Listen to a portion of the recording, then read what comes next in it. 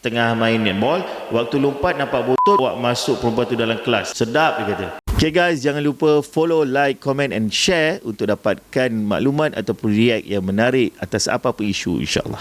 Kita pergi pada soalan yang ke-7. Dia ada banyak soalan, beratus, tapi kita pick lah untuk beberapa video. Ini yang soalan yang ke-7. Pada mereka yang baru menonton video ini, boleh tengok video-video yang lepas, yang soalan-soalan yang lain lah. Okay, saya baca. Saya ada classmate lelaki dan kelas hanya 2 orang perempuan. Waktu dalam kelas, diorang selalu cakap seks. Sebagai contoh, perempuan 15 tahun di luar kelas tengah main netball. Waktu lompat nampak bontot. Budak lelaki cakap dekat kawan, suruh bawa masuk perempuan tu dalam kelas. Sedap, dia kata. Mantap. Macam mana nak lapor pada cikgu? Okay, macam mana dia kata? Dah lapor kat cikgu? Dia kata dah lapor kat cikgu.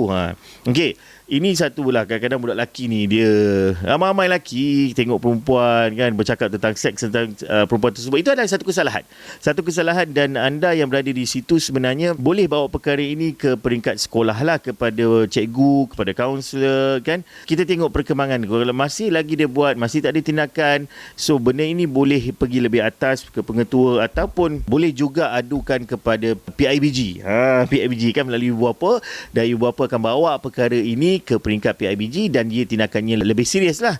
Kalau tak ada tindakan melibatkan PIBG ni, kadang-kadang bukan semua sekolah, tapi kadang-kadang dianggap perkara itu kecil, dianggap benda itu penting. Tapi sebenarnya perkara-perkara ini yang sepatutnya kita selesaikan dahulu, sebab apa jenayah yang besar kebiasaannya bermula dengan perlakuan yang kecil, bicara yang kecil yang dinormalisasikan. Maka melalui perbincangan, melalui bicara kecil tentang seks, dididik melalui pelajar sekolah, akhirnya tindakan seperti rogol, jenayah seksual, ini semua akan boleh tercetus kalau sekiranya perkara kecil ini tidak diatasi segera. Okey?